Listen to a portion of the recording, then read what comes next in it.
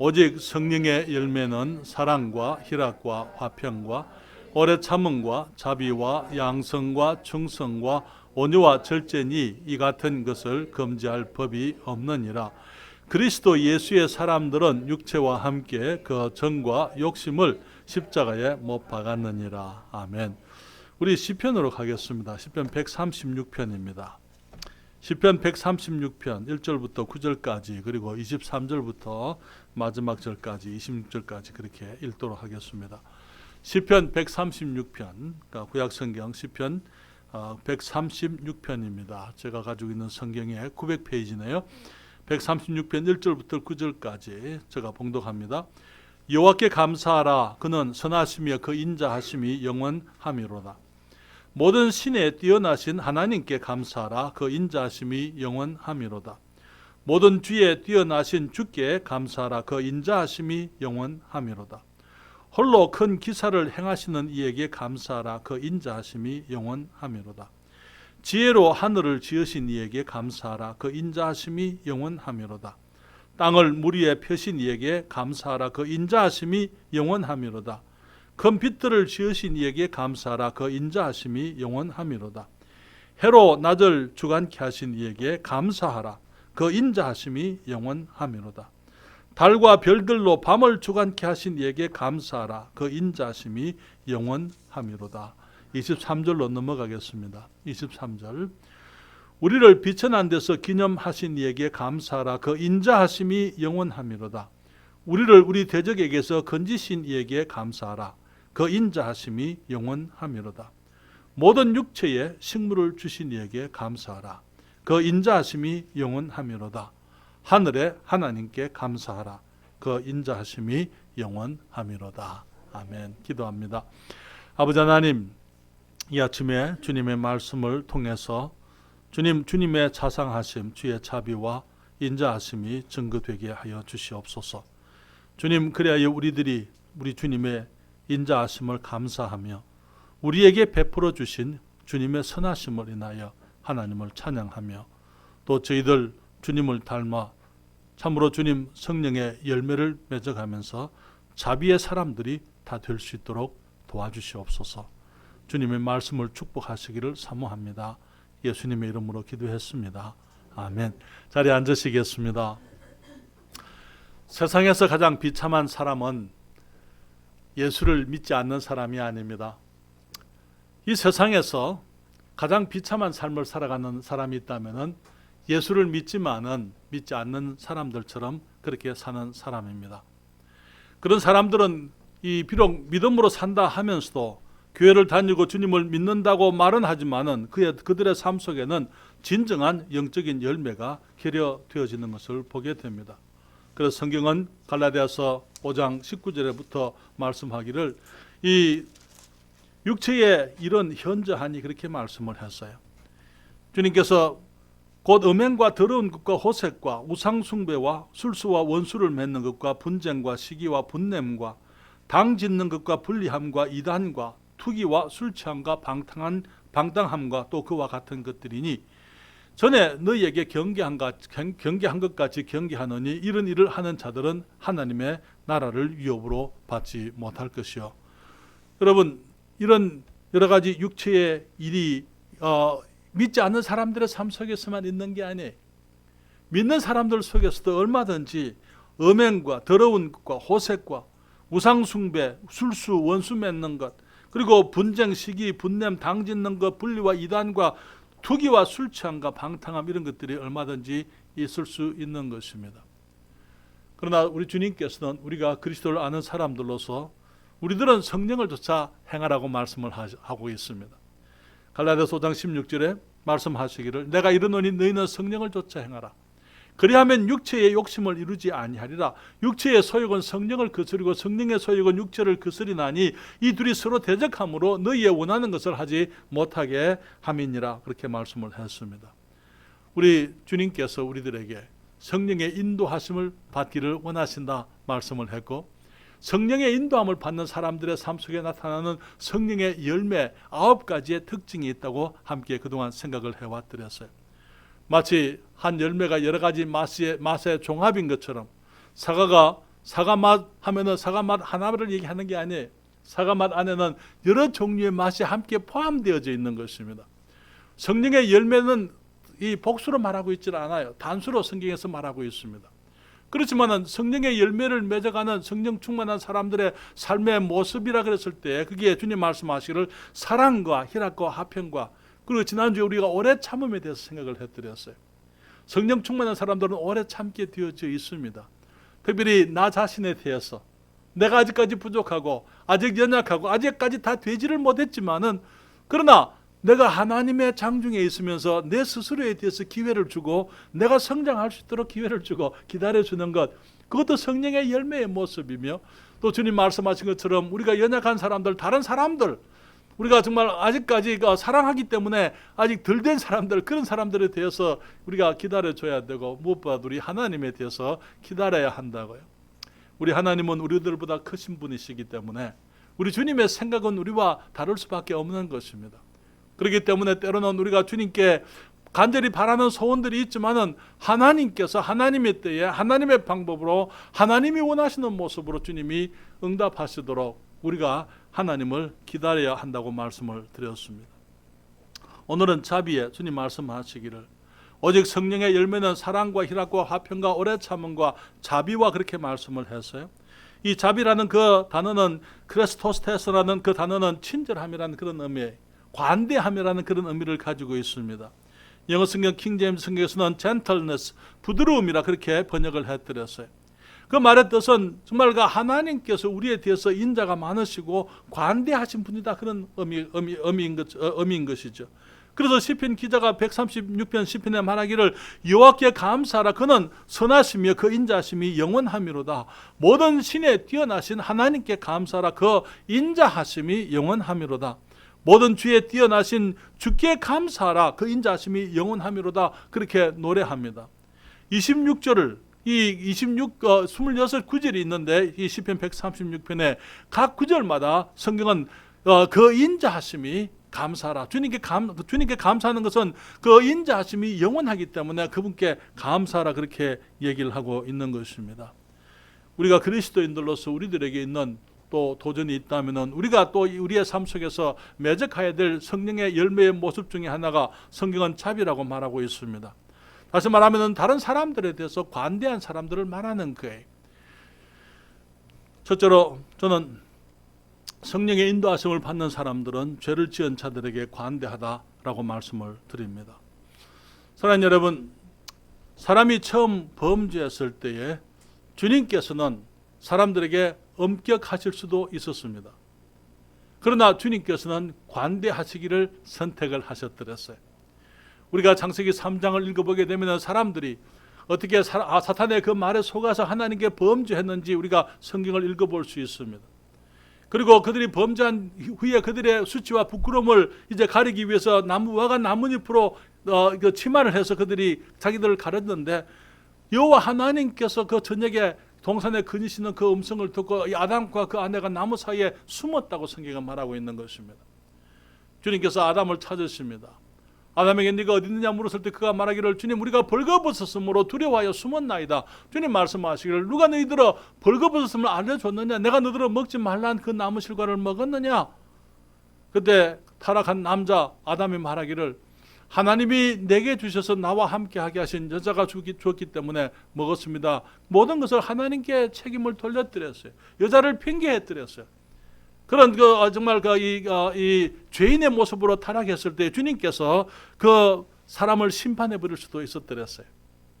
그들이 하나님의 그 자상한 사랑, 주님께서 아담과 하와를 위해서 이 동산을 너무나 아름답게 사람들이 먹기에 좋고 보기에 좋은 그 모든 아름다운 실과들이 있게 하시고 거기에 온갖 꽃들과 동식물들이 있게 하시고 주님께서 그 모든 것들을 다스릴 수 있는 그런 권세를 아담에게 허락하셨더랬어요.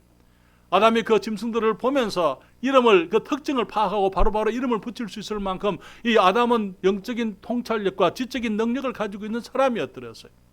하나님께서 그를 그렇게 위대하게 지으셨지만은 그리고 그에게 그렇게 아름다운 이 동산을 창설해 주시고 주님께서 그에게 큰 축복을 베풀어 주셨지만은 사람이 하나님을 배반했던 것입니다. 주님의 사랑을 배신했더랬어요. 주님의 선하심을 불신했더랬습니다. 주님의 말씀을 거부해드렸어요. 주님의 원수 사탄의 말을 택해 버린 것입니다. 그리고 동산나무 사이에 숨어 있을 때에 주님께서 그들을 찾아오시는데 그 주님의 음성은 진노의 음성이 아니었던 것을 보게 되는 것입니다. 아담아, 네가 어디 있느냐? 그런 음성이 아니고, 아담아, 어디 있느냐? 정말 사람을 찾아서 그들의 안타까워하시는 하나님의 그 마음, 주님께서 그 사람을 찾아서 도우시려고 하시는 그런 마음으로 주님께서 이 아담을 찾아오신 것을 보게 되는 것입니다. 주님의 음성은 심판을 요구하는 검사나 죄인에게 재판을 해서 벌을 요구하는 그런 검사의 음성이 아니었더랬어요. 그리고 죄의 형벌을 선고하는 재판장이 죄인을 꾸짖는 그런 음성이 아니었더랬습니다. 주님께서 마음이 상하셨어요. 가장 사랑하는 사람을 잃어버리게 된 것입니다. 주님께서 그 사탄의 거짓말에 사람이 범죄했을 때 하나님의 마음이 먼저 상했지만 주님께서는 자기 상한 그 마음보다는 죄인을 먼저 염려하신 것을 보게 되는 것입니다. 주님 오셔서 그에게 말씀하시기를, 여자를 주님께서 여자에게 질문하시고, 뱀이 이제 이 원인이었던 것을 아시고 난 다음에 창세기 3장 15절의 성경이 이렇게 말씀하잖아요. 내가 너로 뱀으로 여자와 원수가 되게 하고 너의 후손도 여자의 후손과 원수가 되게 하리니 여자의 후손은 내 머리를 상하게 할 것이요 너는 그의 발꿈치를 상하게 할 것이니라 하시고, 여러분 여기서 우리가 잘 아는 것처럼 여기서 이 여자의 후손이 뱀의 머리를 상하게 할 것이다. 그렇지만 그도 마찬가지로 이 발꿈치에 상처를 입게 될 것이다. 주님이 말씀을 하십니다. 우리가 잘 아는 것처럼 우리 모든 사람들은 다 남자의 후손이에요. 모두가 다 남자의 후손이에요. 여자나 남자나 전부가 남자의 아버지의 자녀들인 것입니다. 주님께서 말씀하시는 것은 이제는 아담이 범죄했고 아담이 실패했고 모든 남자가 죄인이 됐기 때문에 죄인은 죄인을 낳을 수밖에 없고 세상 사람들 가운데서는 이제 하나님의 인자와 자비를 베풀 만한 그런 사람이 없기 때문에 주님께서 또 한 사람, 예수 그리스도 동정녀 이 처녀의 몸에서 태어나게 될 하나님의 아들, 그분을 보내셔서 그로 하여금 이제 이 사탄을 이기고 사람들을 구원하시려고 하시는 그 계획을 여기서 선언하시게 되는 것입니다. 범죄한 저들을 심판하려 하시기보다는 먼저 구원하시려고 하셨더랬어요. 주님께서는 조금 후에 우리 성경을 읽어보게 되면은 창세기 3장 16절 이후에 보게 되면은 주님께서 사람들이 어떻게 이 땅에서 이제 고난을 당하게 될 것인지 말씀을 합니다. 여자에게 있게 될 고통을 말씀을 하시게 됩니다. 그리고 나중에 결국은 우리 몸이 이제 흙에서 왔기 때문에 흙으로 돌아갈 것에 대해서도 말씀을 하시게 됩니다. 그러나 그 다른 말씀을 하기 이전에 주님께서 먼저 하신 것이 여자의 후손을 보내서 사람들이 다시 생명을 얻을 수 있는 길을 열어주시겠다고 말씀을 하시는 것입니다. 고린도전서 15장 21절부터 22절에 성경이 말씀합니다. 사망이 사람으로 말미암았으니 죽은 자의 부활도 사람으로 말미암는도다. 아담 안에서 모든 사람이 죽은 것 같이 그리스도 안에서 모든 사람이 삶을 얻으리라. 주님께서 지금 사람들에게 오셔서 가장 먼저 하시는 것이, 비록 사람들이 범죄해서 아담 안에서 모두가 죽었지만은 주님께서는 여자의 후손 예수 그리스도를 통해서 이제 새롭게 삶을 주시겠다고 주님께서 인자를 베풀어 주시는 것을 보게 되는 것입니다. 그리고 그들이 벌거벗은 모습으로 이제 무화과 나뭇잎으로 앞치마를 해서 그들이 비록 그들의 수치를 가리고 있었지만은 그 모든 것이 헛된 것이기 때문에 그 나뭇잎은 금방 마르게 되고 바람이 불면 떨어지게 되고 다시 모든 수치가 드러나기 때문에 주님께서 성경은 말씀하시기를 창세기 3장 21절에 여호와 하나님이 아담과 그 아내를 위하여 가죽옷을 지어 입히시니라 말씀을 했더랬어요. 사랑하는 여러분, 우리 같으면은요 수치가 드러나든지 말든지 그냥 버려버릴 수도 있을 게, 그렇죠? 나는 모르겠다. 우리 하나님은 그러질 않으셨어요. 그들의 부끄러움과 수치, 그들의 죄를 주님께서 가려주시려고 죄 없는 짐승을 죽여서 피를 흘리시고 주님이 직접 하신 거예요. 아담에게 아담아 짐승을 잡으라 그렇게 말한 게 아니고 주님께서 짐승을 잡으시고 피를 흘리시고는 죄 없는 짐승의 그 옷을 가죽을 벗겨서 사람들을 위해서 가죽옷을 만들어 입히셨다. 그들의 부끄러움을, 그들의 수치를 가려주셨다고 말하고 있는 것입니다. 물론 그것이 우리 주님 예수 그리스도께서 우리의 죄를 가리시려고 그분의 의로운 옷을 벗으시고 십자가에서 피를 흘리실 것에 대한 상징인 줄 우리가 잘 알고 있습니다. 주님께서는 죄인들을 대하실 때에 진노의 음성으로 그들을 심판하시기 이전에 주님께서는 먼저 인자하신 음성으로 저들을 격려하시고 받아주시려고 하시는 것을 보게 되는 것입니다. 요한복음 4장에 보게 되면 거기에 주님께서 유대에서부터 갈릴리로 가시는데 사마리아로 동행하여야 하겠는지라 그렇게 성경에 말하고 있습니다. 우리가 잘 아는 것처럼 이 갈릴리 지방은 북부에 있고 유다 지방은 남부에 있습니다만 그 사이에 사마리아 지방이 있습니다. 사마리아 사람들은 아수르가 이스라엘을 멸망시킬 때 거기에 이제 가난한 사람들, 천한 사람들을 남겨놓고 이방 민족들을 그곳에 이주하게 해서 피가 섞이게 했던 사람이에요. 거기에 이스라엘의 귀족들이나 부한 사람들, 그런 사람들은 전부 다 포로로 잡아가면서 거기에 천한 사람들을 남겨놓고 거기에다가 이방 민족들이 이주해서 그 사람들과 함께 이제 그 통혼을 해서 그 피가 섞이도록 했던 그 사람들이 사마리아 사람들입니다. 그렇기 때문에 유대인들에게 있어서는 사마리아 사람들은 멸시의 대상이었더랬어요. 더러운 사람들이었습니다. 함께 할 수 없는 사람들이었습니다. 그런데 주님께서 유대로부터 갈릴리로 가시는데 사마리아로 통행하여야 하겠느니라. 거기 수가라는 동네에 한 우물 곁에서 이제 낮이 되어서 이제 정오가 됐는데 사람들이 제자들이 이 먹을 것을 구하러 마을에 들어간 사이에 주님은 혼자 그 우물가에 계시는데 거기 한 여인이 물길로 나오게 되는 것을 봅니다. 그 여인에게 물을 좀 달라 하실 때 그 여자가 말하기를 내가 사마리아 여자인데 유대인인 당신이 어떻게 내게 물을 달라고 하십니까? 주님 말씀하시기를 네게 말하는 자가 누군지 네가 알았으면 네가 그에게 물을 구했을 것이고 그는 네게 생수를 주었을 것이다. 주님께서 그 여인에게 죄를 적발하셔 그 여인의 문제를, 그 여인의 갈등을 주님이 알고 계셨어요. 여러분, 우물가에 우리 자매님들 우물에서 물 길러 보셨어요? 우물가에 여인들이 나가는 시간이 언제입니까? 아침 시간인 저녁 시간에. 그렇죠.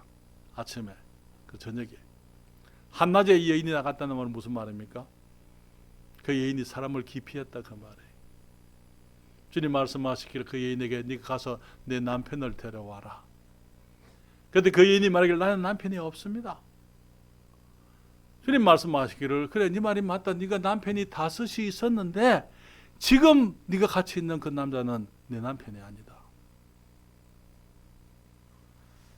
그 여인의 갈등, 고민, 그 고독과 허전함, 세상에서부터 정말 기쁨을 찾지 못하는 그 마음, 죄악 가운데 고통하는 그 마음을 주님이 아시고 사마리아로 통행하여야 하겠는지라. 왜? 거기에 가게 되면 그 여인이 그곳에 그 시간에 나오게 될 것을 주님이 아셨기 때문에.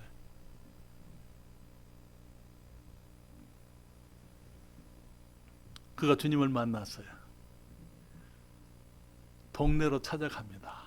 사람들이 마을 사람들에게 가서 내가 그리스도를 만났다. 물동이를 버려두고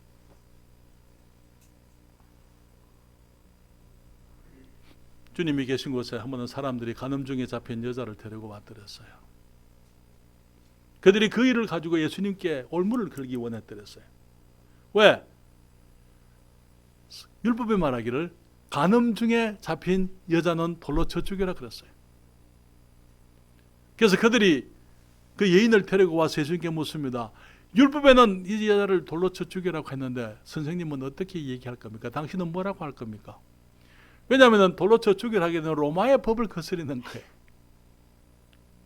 로마의 법과 하나님의 법 사이에서 예수님을 갈등하게 만든 것입니다. 예수님을 올무에 걸기를 원했던 것이죠. 예수님 말씀하시기를 조용히 앉으셔서 땅에다 글을 쓰십니다. 사람들이 생각하기를 드디어 기회를 잡았다고 생각을 했어요. 그래서 그 여인이 지금 와 있는 그 앞에서 그 예수님에게 지금 공박을 하는 거예요. 어떻게 할 거냐고. 예수님이 일어나셔서 조용히 하시는 말씀이 너희 중에 죄 없는 자가 돌로 쳐라. 나이 많은 사람부터 나이 적은 사람까지 모두가 하나씩 다 물러가고 그게 아무도 없었다고요. 예수님께서 그 여인에게 물으시기를 너를 정죄하는 자들이 어디 있느냐. 여인이 말하기를 없나이다. 나도 너를 정죄치 아니하노니 가서 다시는 죄를 범치 말라. 사랑하는 여러분, 우리는 죄인들 사회 속에서 살아가고 있습니다. 특별히 사람들과 우리들이 왕래를 하고 거래를 하다 보면은 너무나 많은 경우에 우리가 죄를 당할 수 있습니다. 또 내게 죄를 안 지었다 하더라도 정말 범죄한 사람들로 인해 가지고 우리 주위에 얼마든지 그런 사람들을 볼 수가 있는 것입니다. 우리가 성령 안에서 살게 되면은 우리도 죄를 지은 사람들에 대해서 관대할 수 있다고 믿습니다. 여러분, 빌레몬서인데요. 여러분 빌레몬서가 어딘지 아십니까? 구약성경 빌레몬서, 디도서 다음에 빌레몬서에 1장 8절부터 18절까지 있는 말씀을 잠깐 읽겠습니다. 지금 사도 바울이 감옥에 있습니다. 로마에서 이 오네시모라는 사람, 젊은 이 사람을 주님께로 인도해서 영적으로 이제 이 복음으로 나아뜨렸어요. 그런데 이 오네시모라는 사람이 이 사도 바울이 잘 아는 빌레몬이라는 사람의 종이었더랬어요. 그런데 이 오네시모가 이 빌레몬에게, 주인에게 죄를 범하고 지금 도망을 쳤어요. 그런데 이제 지금 로마에 와가지고 이 감옥에서 이 사도 바울을 만나게 됩니다. 그리고 이제 구원받게 됩니다. 이제 그 오네시모를 다시 빌레몬에게 보내는 편지예요. 보내면서 편지를 써서 보내는 것입니다. 8절부터 있는 말씀을 보십니다. 이러므로 내가 그리스도 안에서 많은 담력을 가지고 내게 마땅한 일로 명할 수 있으나 하나님의 사람으로서 이 사도 바울은 빌레몬에게 너무나 존경하는 그런 분이었대요. 귀중한 분이었어요. 그렇기 때문에 내가 그리스도 안에서 많은 담력을 가지고 네게 마땅한 일로 명할 수 있으나 9절에 사랑을 인하여 도리어 간구하노니 나이 많은 나 바울은 지금 또 예수 그리스도를 위하여 갇힌 자 되어 지금 감옥에 갇혀 있는 거예요. 로마에서 갇힌 중에서 낳은 아들 오네시모를 위하여 내게 간구하노라. 나를 위해서 간구하는 게 아니에요. 오네시모를 위해서 지금 이 빌레몬에게 간구한다 이렇게 말하고 있는 것입니다. 11절에 저가 전에는 내게 무익하였으나 이제는 나와 내게 유익함으로 내게 저를 돌려보내노니 저는 내 신복이라. 이제 이 오네시모가 구원받고 사도 바울에게 너무나 중요한 사환이 되고 이 돕는 사람이 됐던 것입니다. 그래서 전에는 내게 무익하였으나 이제는 나와 내게 유익하다 그렇게 말하면서 저는 내 신복이라 13절에 저를 내게 머물러 두어 내 복음을 위하여 갇힌 자 중에 내 대신 나를 섬기게 하고자 하나. 빌레몬 대신에 이 오네시모를 데리고 있으면서 오네시모가 바울을 섬길 수 있도록 그렇게 하고 싶지만은 14절에 다만 내 승낙이 없이는 내가 아무것도 하기를 원치 아니하노니. 이 바울의 온유함을 보십시오. 그렇죠? 내가 데리고 있으면 그렇게 얘기해도 되는 것을 나는 네가 승낙하지 않으면 내가 그걸 또 안 한다. 네가 먼저 승낙해 주기를 바란다. 그래서 내가 오네시모를 내게 보낸다. 그리고 말하기를 다만 내 승낙이 없이는 내가 아무것도 하기를 원치 아니하노니 14절요. 이는 너의 선한 일이 억지같이 되지 아니하고 자유로 되게 하려 함이라. 15절 저가 잠시 떠나게 된 것은 이를 인하여 저를 영원히 두게 함이니 잠시 보냈다가 내가 다시 얻어서 영원토록 내가 함께 있고 싶다 그렇게 얘기하는 거예요. 16절 이후로는 종과 같이 아니하고 종에서 뛰어나고 사랑받는 형제로 둘 자라. 내게 특별히 그러하거든 하물며 육신과 주 안에서 상관된 내게랴. 그러므로 네가 나를 동무로 할진대 저를 영접하기를 내게 하듯 하고 18절 저가 만일 내게 불의를 하였거나 내게 진 것이 있거든 이것을 내게로 회개하라. 내가 갚겠다. 혹시 만약에 오네시모가 잘못한 것이 있고 혹시 도둑질한 것이 있고 혹시 죄를 지어서 해를 끼친 것이 있으면 내게 회개해라. 내가 그것을 갚겠다. 그렇게 바울이 얘기를 하고 있는 것을 보게 되는 것입니다. 여러분 저를 잠깐 보시겠습니까? 오늘날 한국 사회에 예수 믿는 사람들 혹은 교회가 사람들로부터 질시를 당하고 있고 사람들로부터 이 경원을 사람들이 좋아하지 않아요. 지난주에도 전도를 나가서 사람들을 만나서 복음을 주면 필요 없어요. 안 믿습니다. 우리 집은 그거 안 합니다. 사람들이 거부하는 그런 사람들 여러 사람들을 만나드렸어요. 사람들이 왜 그럴까요? 여러분, 세상 사람들이 교회 혹은 그리스도인들이 가지고 있는 평가는 어떤 걸까요? 어떤 분이 제게 얘기했어요. 교회 다니는 사람들이 가장 이기적이다. 교회 다니는 사람들이 가장 이기적이다. 주님께서는 우리가 사람들에게 베풀고 섬기고 사랑하고 주고 주님은 우리가 그렇게 살기를 원하세요. 그러나 실제로 그리스도인들의 삶은 정반대인 것을 보게 되는 거예요. 전혀 양보하지 않아요. 내 것은 결코 손해보려고 하지 않는 사람들이 그리스도인들입니다.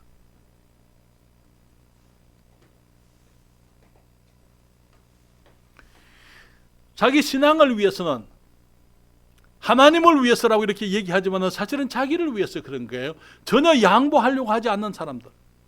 여러분, 우리가 진리는 타협할 수는 없습니다. 그렇죠? 진리 타협해도 됩니까? 안 됩니까? 진리는 타협할 수 없어요. 우리의 권리는 양보할 수 있어요. 그렇잖아요. 직장에 일반적으로 주일날 쉬게 해줍니다. 직장에서. 그런데 갑자기 그 직장에 일요일날 일을 해야 될 사람이 병이 났다든지 일이 생겼습니다. 그래서 누군가가 도와줘야 돼요. 그리스도인들이 나는 교회 가야 되기 때문에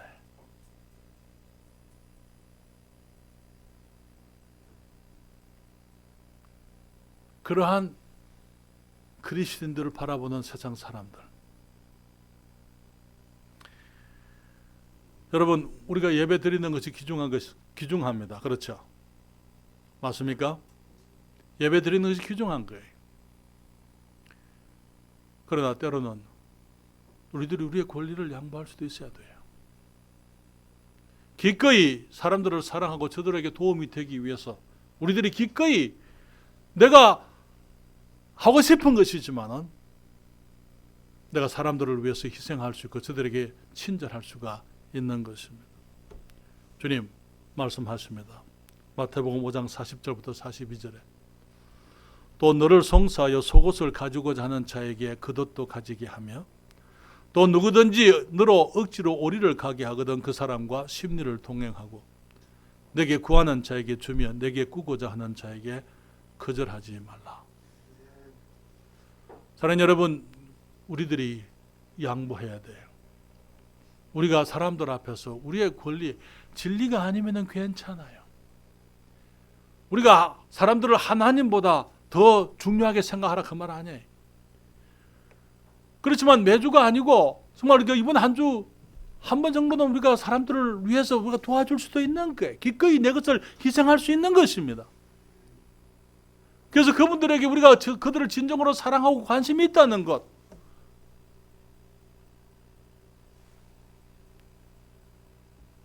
두 번째로요.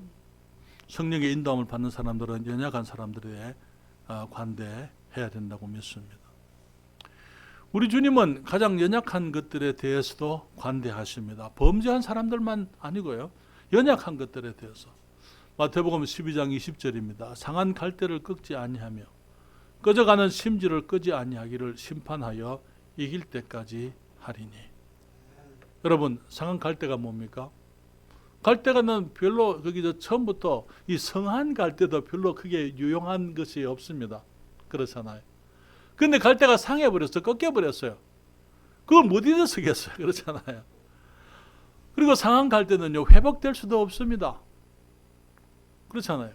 다시 성하게 할 수도 없는 거예요. 무력하고 무익하고 아무 소용이 없는 것이지만 주님 말씀하시기를 상한 갈대를 꺾지 아니하시며 꺼져가는 심지를, 여러분 심지가 꺼져가면 어떻게 되나요? 여러분 그 호롱불 혹시 기억나십니까? 호롱불 켜켰을 때에 심지가 꺼져가게 되면은 거기에 불도 밝지 않지요. 꺼져가는 심지의 문제는 뭐냐면은요, 그 얼음이 너무나 많아요. 눈이 따갑습니다. 그렇잖아요. 실제로 빛을 내지도 못하고 실제로 유익하지 못한 심지지만은 주님 말씀하시기를 꺼져가는 심지도 거기서 나는 그 얼음과 그 냄새로 인해서 힘들지만은 주님께서 끄지 않고 그대로 가지고 그냥 그대로 보고 계신다고요. 기다리고 계신다고요. 언제까지? 심판해서 이길 때까지 마지막 심판날이 있기 때문에 그때 심판하실 것이지만은 지금은 주님이 그들에 대해서 참고 계시고 인내하고 계신다, 이렇게 말씀을 하는 것입니다. 예수님 계실 때에 온갖 병든 자들이 주님께 나왔더랬습니다. 주님께서 그들을 고쳐주셨더랬어요. 모두 주님께 도움이 필요해서 나온 사람들 중에서 주님께서 그냥 보낸 사람은 아무도 없었습니다. 성경을 보세요. 내가 네게는 관심이 없다, 그냥 가라. 주님께서 그렇게 말씀한 사람이 없었습니다. 온 사방에서 주님께 나왔을 때에 주님께서 그 모든 사람들을 병을 고치시고 그들의 연약함을 도와주셨던 것을 보게 되는 것입니다. 주님께서 그 모든 사람들이 가지고 있는 어려움들, 비록 그들이 죄악 중에 정말 하나님 앞에 나올 때 여러 가지 다른 동기를 가지고 나왔다 하더라도 그들의 문제를 주님께서 다 해결해 주셨던 것을 보게 되는 것이죠. 우리가 참으로 주님을 안다고 했을 때에 우리의 모습은 어려운 사람들을 돌보는 것으로 나타나야만 되는 것입니다. 야고보서 1장 27절입니다. 하나님 아버지 앞에서 정결하고 더러움이 없는 경건은 곧 고아와 과부를 그 환난 중에 돌아보고 또 자기를 지켜 새 속에 물들지 아니하는 이것이니라. 너무나 많은 사람들이 자기에게 능력이 있을 때 능력이 없는 사람들을 업신여깁니다. 사랑하는 여러분, 그렇지만 주님을 아는 사람들은 그 능력이 내가 그 능력을 주신 분이 하나님이라는 것을 아는 거예요. 그렇기 때문에 정말 연약한 사람들, 내가 가지고 있는 축복을 가지고 있지 못한 사람들, 내가 가지고 있는 그 능력을 가지고 있지 못한 사람들, 내가 가지고 있는 특권을 가지고 있지 못한 그 사람들에 대해서 우리가 친절할 수밖에 없는 거예요. 그들에게 친절히 대해야만 되는 것입니다. 왜냐하면 우리에게 다른 사람이 갖지 않은 능력이나 여유가 있다면 그것은 하나님께서 우리에게 베푸신 친절이기 때문인 것입니다. 우리 전에 이 말씀을 외웠죠. 고린도서 8장 그리고 9절에 9장 8절과 9절에 하나님이 능히 모든 은혜를 너희에게 넘치게 하시나니, 왜? 우리로 하여금 주님의 은혜가 넘쳐서 우리가 복되고 우리가 풍성하고 우리가 잘 먹고 잘 살게 하기 위해서, 그게 아니고 이는 너희로 모든 일에 항상 모든 것이 넉넉하여 그 다음에 모든 착한 일을 넘치게 하게 하려 하심이라. 주님께서 우리를 축복하시는 것은 우리가 착한 일을 많이 하라고요. 착한 일을 넘치게 하게 되므로 그 다음에 9절에 말하기를 기록한 바 저가 흩어 가난한 자들에게 주었으니 그의 의가 영원토록 있느니라 함과 같으니라. 사랑하는 여러분, 우리의 의가 무엇입니까? 사람들을 돌아보고 친절하고 베풀고, 그래서 우리가 흩어서 가난한 사람들에게 주었는데 그러므로 우리의 의가, 그의 의가 영원토록 있느니라 함과 같으니라. 사랑하는 여러분, 우리가 가지고 있는 모든 것이 주님께로부터 받은 것이기 때문에 우리는 자만할 수 없습니다. 그리고 주님을 감사하는 사람들은 기꺼이 내게 주어진 것으로 연약한 사람들, 다른 사람들을 도우려고 하는 인자를 베풀게 되는 것입니다. 고린도전서 4장 7절에 누가 너를 구별하였느냐? 내게 있는 것 중에 받지 아니한 것이 무엇이냐? 내가 받았은즉 어찌하여 받지 아니한 것 같이 자랑하느냐? 로마서 15장 1절에 우리 강한 자가 마땅히 연약한 자의 약점을 담당하고 자기를 기쁘게 하지 아니할 것이라. 연약한 자의 약점을 내가 담당해라. 그 사람들이 못하는 것을 내가 해야만 한다고 말하고 있는 것입니다. 또 주님 말씀하시죠. 갈라디아서 5장 13절에 형제들아 너희가 자유를 위하여 부르심을 입었으나 그러나 그 자유로 육체의 기회를 삼지 말고 오직 사랑으로 서로 종노릇하라. 우리가 서로 섬기기를 원하시는 것입니다. 시간이 좀 되었습니다. 제가 빨리 얘기하고 마치겠습니다. 세 번째로, 성령의 인도하심을 받는 사람은 고난 중에 있는 형제들에게 대해서 관대한 것을 보게 됩니다. 짐을 진 사람들이 많습니다. 여러분, 우리는 다 무거운 짐을 다 가지고 있어요. 저는 짐이 없습니다. 그런 분 혹시 계세요? 우리는 다 짐을 가지고 있습니다. 어떤 분이 말하기를 모든 얼굴 배후에는 상처받은 마음이 있다. 그렇게 얘기했어요. 상처와 짐과 어려움이 없는 사람들이 없습니다. 시편 68편 19절 날마다 우리 짐을 지시는 주 곧 우리의 구원이신 하나님을 찬송할지로다.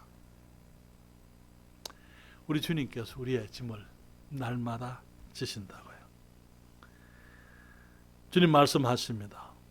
마가복음 11장 28절부터 수고하고 무거운 짐진 자들아 다 내게로 오라. 내가 너희를 쉬게 하리라. 나는 마음이 온유하고 겸손하니 나의 멍에를 메고 내게 배우라. 그러면 너희 마음이 쉼을 얻으리니 이는 내 멍에는 쉽고 내 짐은 가벼움이라 하시니라. 너무나 많은 경우에 믿지 않는 사람들이 교회를 옵니다. 그런데 그리스도인들이 너무 이기적이에요. 다른 사람들에 대해 관심이 없습니다. 그들은 가지고 온 짐을 그대로 지고 떠나가는 것입니다. 우리 교회에서는 그런 일이 없기를 바랍니다. 우리 교회 교회당을 문을 열고 사람들이 들어올 때에 그들이 가지고 있는 짐을 주님께 내려놓지만은 우리 교회 성도들이 서로 돌아보면서 그 짐을 들어줄 수 있는 그러한 인자한 교회, 자비한 그리스도인들의 교회 되기를 바랍니다. 사랑하는 여러분, 갈라디아서 6장 2절부터 5절에 또 주님 말씀하시죠. 너희가 짐을 서로 지라. 그리하여 그리스도의 법을 성취하라. 그리스도의 법이 뭘 하가요? 짐을 서로 짐으로 성취할 수 있다. 만일 누가 아무것도 되지 못하고 된 줄로 생각하면서 서로 속임이니라. 각각 자기의 일을 살피라. 그리하면 자랑할 것이 자기에게만 있고 남에게는 있지 아니하리니 각각 자기의 짐을 질 것임이니라. 물론 우리가 다른 사람들에게 짐이 되어서는 안 되겠지만 내가 내 짐을 내가 질 수 있어야 되지만 그러나 어떤 경우에 어떤 사람들이 내 짐을 스스로 지지 못하는 경우들이 있습니다. 그렇기 때문에 그런 사람들의 짐을 져줄 수 있어야 한다는 것이죠. 어떤 사람들은 죄의 짐이 무겁습니다. 우리 교회가 그런 분들이 짐을 내려놓고 쉼과 위로를 얻을 수 있는 곳이 되기를 바랍니다. 어떤 사람들은 생활의 책임이 무겁습니다. 그런 사람들이 교회 안에서 성도들이 서로 짐을 져주게 되므로 힘을 얻게 되기를 바랍니다. 때로는 어떤 사람들은 자신이 무거워요. 여러분 스스로가 너무 무겁다고 생각해 보신 적이 있으십니까? 내가 무거워요. 그럴 때에 우리가 성도들이 서로 발을 잡아주고 격려해주고 세워주고 함께 걸어주고 함께 있어주고 그러한 그리스도인들이 되어야 할 줄 믿습니다. 사랑하는 여러분, 전쟁에 나가게 되면은요 전우가 다쳤어요. 어떻게 합니까? 전우가 다쳤어요. 지금 교전 중에 있습니다. 공격을 당하고 있어요. 전우가 다쳤으니까 어떻게 해야 됩니까? 아무리 내가 위험해도 그 전우를 내가 지는 거예요. 그 배낭도 함께 지는 것입니다. 그리고 안전한 곳으로 가게 되는 것입니다.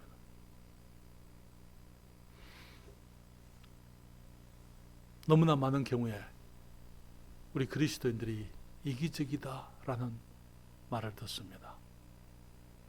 우리 금강성서 침례교회의 성도들은 그런 평을 듣지 않도록 하십시다. 관대한 사람들, 인자한 사람들, 오직 성령의 열매는 사랑과 희락과 화평과 오래 참음과 자비와. 오늘 아침에 여러분 어떤 짐이 있으세요? 우리 주님께 가져가십시다. 주님께 내려놓으세요. 주님께서 기꺼이 날마다 우리의 짐을 지시는 분이십니다. 혹시 지고 있는 짐이 너무 힘들어서 함께 지기를 원하십니까? 말씀을 해주세요. 같이 기도하고 같이 격려하고 함께 짐을 지고 주님이 원하시는 아름다운 고지를 향하여 함께 이행할 수 있기를 바랍니다. 기도하겠습니다.